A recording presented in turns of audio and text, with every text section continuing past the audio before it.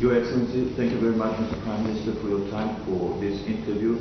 And from your standpoint, we would like to ask, you here attending the Jubilee Summit of SCO, what is your opinion with regard to significant role, whether this organization is playing significant role in the region, specifically in the context of Afghanistan? Would you please share your thoughts in this regard? Well, the SCO Summit is important because more or less all the neighbors of Afghanistan are attending the summit. And the subject which for all this region, which is the most important subject, is Afghanistan. And why is it important? Because Afghanistan is at I feel, historic crossroads. It could either go in the direction of peace, stability after 40 years of conflict, or if this goes wrong, it could go into chaos, humanitarian crisis. It could lead to a huge refugee problem which will affect all the neighbors. And from Pakistan point of view, it would have terrorism from soil of Afghanistan, because already there are 3 terrorist groups that have been operating from the Afghan soil and attacking Pakistan. Your Excellency, many people are saying right now that Pakistan, the Islamic Republic of Pakistan, are helping Taliban. Is it true, from your standpoint, with regard to specifically the recent events in Panjshir province, that people saying that some groups are saying that Pakistan was helping Taliban? Could you please share your thoughts in this regard on how far it's true? If Pakistan helped Taliban win against the United States, it means that Pakistan is stronger than the United States, the whole of the Europeans, and so strong that it has been able to make a lightly armed militia, 65, 60, 70,000 militia, beat a well-equipped army of 300,000. So it is, unfortunately, it is a propaganda which has been unleashed, number one, by the Afghan government to cover up its incompetence, its corruption, its inability to give governance proper governance to Afghanistan, it being perceived as a puppet government, not being respected by the people of Afghanistan. And secondly, it's India, which invested heavily in this Ghani Afghan government. And so this propaganda comes from there, but it has no logic. It is not possible. Pakistan total budget, the total budget for 220 million people is $50 billion. How could it have in any way supported insurgency in Afghanistan, which overwhelmed the United States, which spent over $2 trillion in Afghanistan in 20 years. So it is just not logical, it is propaganda. And how come the 300,000 Afghan army did not fight? Did Pakistan ask them not to fight? So if you want to know the reasons why the Taliban won and the Americans finally lost after 20 years, all you have to do is do a detailed analysis of why one of the most bravest nations in the world, the Afghan nation, why did the army give up without a fight? Your Excellency, you said that you won't recognize the new government in Afghanistan until the international community will not recognize them. Would you please say, are you planning to recognize this new government at all? Pakistan is part of an international community. The recognition of Afghanistan is going to be very significant, the Taliban government. And what we are doing is that we are working with all the neighbors of Afghanistan. We are developing a policy, what should the Taliban government do for all of us to recognize them. And clearly, the thing that comes out most significantly is that the Taliban government must have an inclusive government, because Afghanistan is a country of diversity. The Pashtun element, Taliban are basically a Pashtun movement, is roughly half the population. Then there are Tajiks, who are a significant minority, and then there are Uzbeks, and then there are Hazara. So, for the interest of Afghanistan, for the long-term stability of Afghanistan, all of us feel that it must be an inclusive government, which unites Afghanistan. So really, that's where we stand today. We will discuss with all the neighbors of Afghanistan and come up with a policy. As we all witnessed the Taliban recently, we saw the announcement of the new government by Taliban, and they still didn't consider all minorities' interests and to make them represent this government as well. What do you think, considering that Talibs right now, they're considering themselves as the winners, they're victorious, and will they recognize other minorities as well in the future? Look, the Taliban have been through one of the most, what should I say, the most epic struggles anyone could have gone through, because after 20 years they have really survived one of the greatest military machines in the history of mankind, and they have taken heavy casualties in this. So I assume what is going on right now is that there is a feeling amongst those who have struggled in these 20 years, who've given a lot of sacrifices. They would want to have the lion's share, the main share of the government. And yet, I think within the Taliban, there are people who feel that unless they get all other minorities, other sects, groups, everyone until they get them under the umbrella, they feel that the government will remain unstable. So I think that is going on within the Taliban movement right now. But from the point of view of Afghanistan, as a well-wisher of Afghanistan, I feel that the only way there will be stability, long-term peace, if it's an inclusive government. What do you think, sir, regarding the Taliban? Can they change their ideology indeed, in reality, after 20 years when they fought for this ideology? Can they be acceptable in the eyes of the world community? Can they change something in other ways? The Taliban fought like before them in the 19th century. The Afghans fought the British. They all, against British, it was jihad. They were fighting for freedom of the country in the name of, they used to call it a holy war. All along Pakistan's border with Afghanistan, which is called the tribal area, where there are Pashtun tribes living, they, throughout 80-year interaction against the British, they fought against the British throughout the 80 years. Some part of the tribal area was up in arms against the British, and they fought under the name of jihad, because fighting against a foreign invasion is jihad.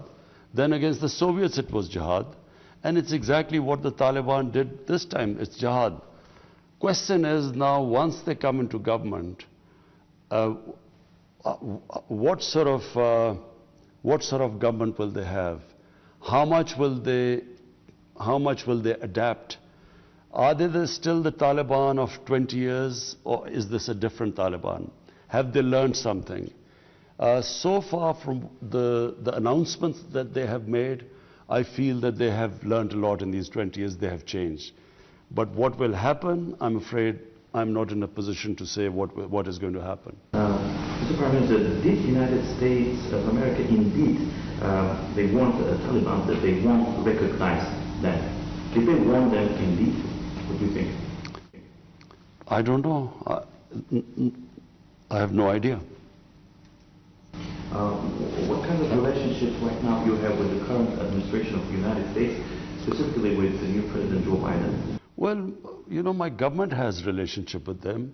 Our security chiefs keep exchanging views about the situation in Afghanistan. Our foreign minister has met their foreign secretary. So there is talk between the two countries. I'm not sure whether at the moment the United States has a coherent policy towards what they are going to do in Afghanistan. And the reason is there's so much criticism of President Biden for his decision to withdraw from Afghanistan, and which I feel is extremely unfair. I think that what President Biden did was the only sensible thing to do. But how can you prepare? He's been criticized heavily that he wasn't prepared. But how do you prepare if 2 weeks before the date of departure, whether that date was given now or in years' time or 6 years' time or 5 years' time, if the Afghan government, if the president flees the country and the army collapses 2 weeks before the departure, how can you prepare for that? So there is a lot of unfair criticism, I'm afraid, of Joe Biden. And because of that, I think and then the inquisition of their foreign secretary in front of Senate. So I don't think they have still formulated a rational policy because of the sheer amount of criticism, unfair criticism which they are facing. But I think sooner or later, the US has to decide that unless Afghanistan stabilizes and unless this huge humanitarian crisis is averted by helping this government, or forget the government, the people of Afghanistan. Unless the people of Afghanistan are helped and stabilized, the situation stabilizes, if this descends into a huge humanitarian crisis, which it will go if the international community does not help, then the consequences would be far-reaching in terms of refugees. There'll be a huge refugee problem, which Pakistan probably will face more, Iran, two countries which have taken the most number of Afghan refugees. We still have almost 3 million Afghan refugees. But it will also have on terrorism, that if there is instability in Afghanistan, then how will the government be able to stop terrorism from Afghan soil? And there again, Pakistan is worried because there are already 3 different groups that have been operated from Afghan soil hitting Pakistan. But the thing that happened in Kabul International Airport is the clear evidence that there's still a terrorism in place. Because those terrorist groups like Al-Qaeda, ISIS and others might even get stronger in this situation. And from your standpoint, whether it is a crucial time to unify efforts, not only Pakistan but international community, to consider these threats because there might be some harmful consequences. There is no doubt that if there is instability, chaos, a weak government in Afghanistan which cannot control the terrorists, because a weak government will not be able to control the space for terrorists in Afghanistan. So if that happens, then the country that is going to be most at risk will be Pakistan. As I said, there are 3 different terrorist groups that have been attacking Pakistan. One is the Tehreek-e-Taliban Pakistan, because when Pakistan took action against these Pakistani Taliban who are attacking the state of Pakistan, they were pushed into Afghanistan. So one is that group. Second is ISIS. ISIS has done a number of attacks inside Pakistan territory.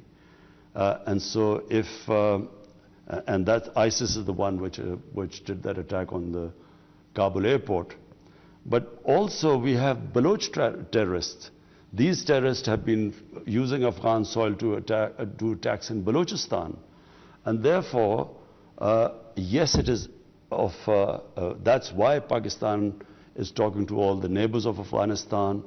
We want a consensus built how we can support this current government and stabilize the situation, how we should avert this humanitarian crisis. But I think the US has a big part to play, because US was there for 20 years. And it also bears responsibility. If there's chaos in Afghanistan, if there's terrorism from the soil of Afghanistan, then we must remember that 20 years ago, the only reason the US invaded Afghanistan was because of terrorism. Al-Qaeda, which had hit the US. So if that was the reason for coming over, then 20 years later, over $2 trillion spent, 2,400 Americans dead, but hundreds of thousands of Afghans dead, 80,000 Pakistanis died in this. So what would be the achievement if, after all this time, again Afghan soil is being used for terrorism? So therefore, I think the whole world community has to take cognizance, and this is a historic moment where they should not let Afghanistan drift towards chaos and go into another crisis. Well, of course, we all know that Pakistan has suffered more than anybody else, any other countries, because of the situation in Afghanistan that lasts for many years, because Pakistan has the longest border with this country. And recently it was mentioned by your country that Pakistan is unable to receive more refugees from this country because the flood is too much. And if this trend will keep going, keep increasing, what do you think whether it's time for the international community to think about some necessary measures to be taken in order to somehow facilitate this process? Well, firstly, I was listening to the Senate hearing where Secretary Blinken was there and answering these questions to the senators. And I must say, as a Pakistani, I felt deeply hurt by some of the remarks made by those senators. To blame Pakistan for this debacle in Afghanistan is the most painful thing for us to listen to. Pakistan is the country that gave the greatest number of sacrifices for the American war in Afghanistan. Pakistan was asked to join this invasion of Afghanistan by the Americans, or become part of this coalition, when Pakistan had nothing to do with 9/11. There was no Pakistani involved in it. Al-Qaeda was in Afghanistan. There were no militant Taliban in Pakistan. We had no reason to enter the war. But unfortunately, our military dictator at the time, to get acceptability from the Americans, he took us into this war. And this war cost Pakistan, 80,000 people died in this. Because what happened was that the Mujahideen of 80s who were trained to fight jihad against the Soviets, we had trained them to fight against foreign occupation was a holy war, a jihad. And now when the Americans invaded Afghanistan, the same people we are trying to tell them now, because we had joined the Americans, we now are telling them that now fighting against the Americans is terrorism. So they turned against us. They called us collaborators. So they started doing terrorist acts against Pakistan. And then all along the border, the Pashtun tribes, which had sympathy with the Taliban, not because of their ideology, but because of their ethnicity. So the Pashtun nationalism kicked in. They too thought we were collaborators against fellow Pashtuns, and they formed what was the Pakistani Taliban. So they started attacking Pakistan as collaborators. And there were insider attacks from within the Pakistan army who had trained the Mujahideen. So there were 2 suicide attacks, failed attacks, but on General Musharraf.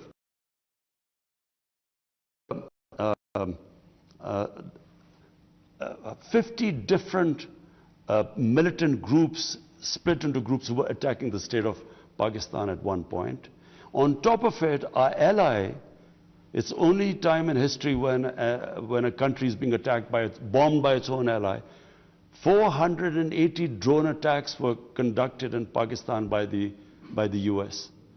So this country, what we went through, the suffering we went through, forget about the people who lost their limbs in bomb attacks, the loss to the economy, when you have suicide attacks, Islamabad was like a fortress.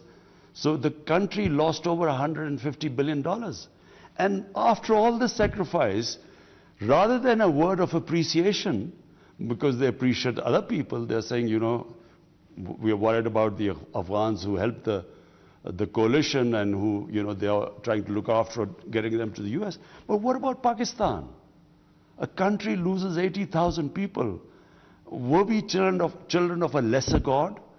Didn't it matter to them? And then being made scapegoats for their failure in Afghanistan, I think was the most painful thing. Sir, if I'm allowed to ask you with regard to the Pakistani position in terms of Taliban, do you think it is needed to talk to them and also to recognize this new government?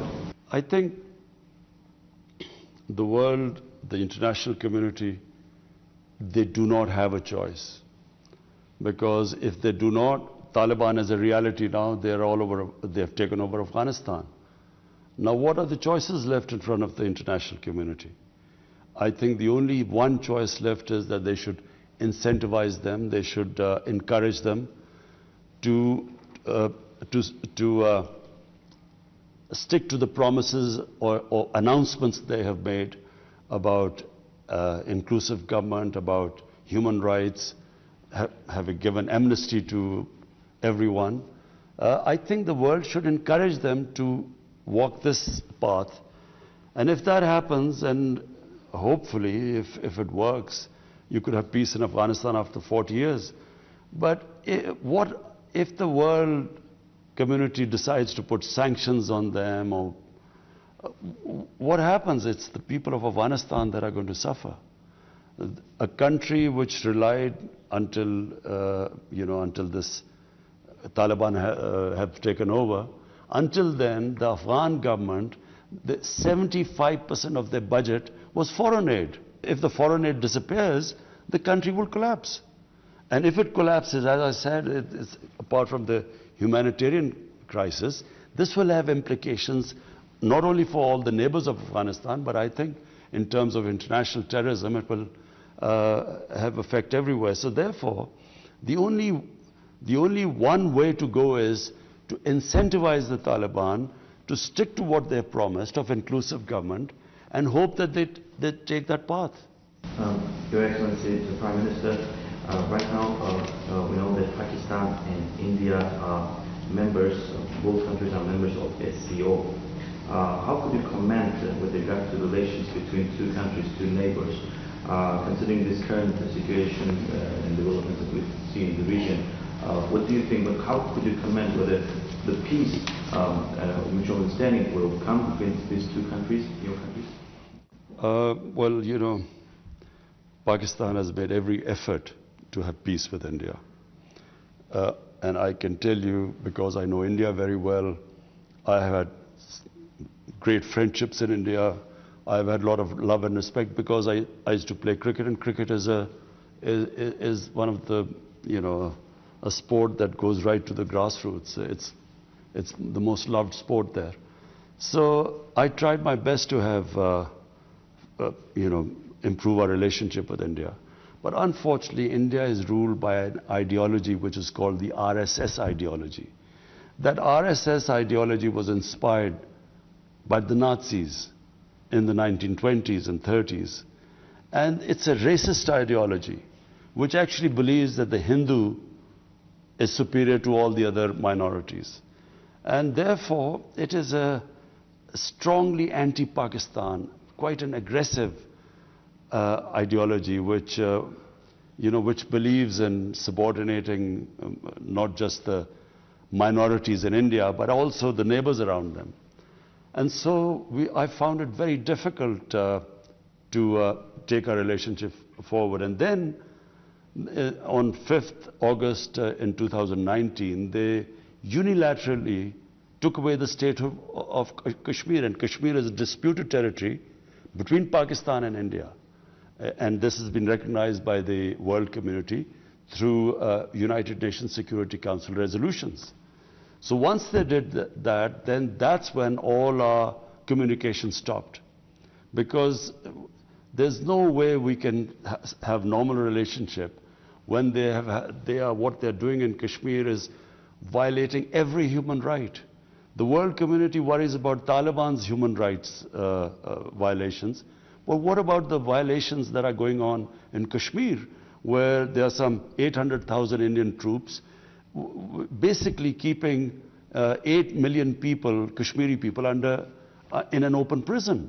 And every right of theirs is violated. They talk about women's rights in Afghanistan, but there are about, what, 30, 40,000 Kashmiri women that have been raped by the security forces and all sorts of human rights abuses. It's been, this has been well documented by the Human Rights Commissioner of the United Nations. So, unfortunately, until they go back to what taking the statehood of Kashmir on 5th August 2019, until they go back, unfortunately, we cannot resume a normal relationship with them. Mr. Prime Minister, what do you think if Pakistan decides to stop testing of ballistic missiles? Do you think it will somehow help to improve relationships between your countries? Pakistan is almost 7 times smaller than India. And, you know, we always heard the argument that the reason why Israel must have missiles and nuclear weapons because Israel is tiny and they are surrounded by hostile neighbors. So what about Pakistan? We had 3 wars with India till 1971. And ever since we've had the nuclear deterrence, actually there has been no war between us. So really for a small country which has a hostile neighbor 7 times the size, actually it is your only protection. But I wish that we would resolve our difference with India, which is Kashmir.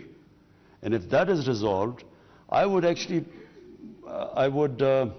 go for a nuclear-free zone. In fact, I would go for a nuclear-free world. So recently you had a discussion with Mr. Putin, President of Russia, with regard to the Afghanistan situation.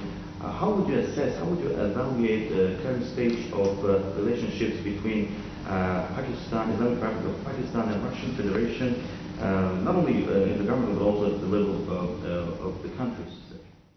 I think our relationship is improving. I have, you know, the few times I've met, a couple of times I've met President Putin. We have a very good relationship and understanding. I've spoken to him twice on the phone now. And we want to improve our relationship between Pakistan and Russia. Our concern is the situation in Afghanistan. In fact, all the countries around Afghanistan, at the moment, the main concern is that Afghanistan should not descend into chaos. So we all agree on that, and we all agree that there should be an inclusive government in Afghanistan which would bring stability there. Because our main concern is that instability in Afghanistan would have repercussions all around. All the neighbors will sooner or later be affected by that. So I was looking forward to meeting President Putin here, but because of his isolation due to COVID-19, he couldn't come. But I am meeting the foreign minister of Russia. Sir, and the last question with regard to relationships of Pakistan with Arab world. We all know that Pakistan was acting as an intermediate during the conflict between Iran and Saudi Arabia recently. And in terms of closing the position of Arab world with others, what do you think, what's your assessment about the role of Pakistan? Whether you're still going to play that role of the moderator in this regard? Iran is a neighbor, and so therefore you have to live with your neighbor. And the more civilized you are with your neighbor, the better it is in terms of trade and for the whole region. Saudi Arabia has been Pakistan's closest ally, a friend which has helped Pakistan in the past when we've needed them. And so therefore, our main interest is that there should be understanding between these two countries. What would be disastrous for Pakistan is if there's a conflict between Saudi Arabia and Iran, not just for Pakistan. It would be a disaster for the developing world, because any conflict between those two would affect the oil prices. Already, because of COVID-19 and the supply shortages in the world, the commodity prices have risen up, and it is affecting, inflation is affecting most of all the developing world. It's affecting everyone, but commodity prices rising in the developing world is having a devastating impact on poverty, rising poverty. So if the two clashed, Iran and Saudi Arabia, I'm afraid the immediate impact would be oil prices. And this will be devastating for the poor people in the whole world. There's poorer countries, and the poor people in all countries will be affected. Therefore, I think not just Pakistan, but everyone must ensure that there's a better understanding between these two countries. Thank you very much, Mr.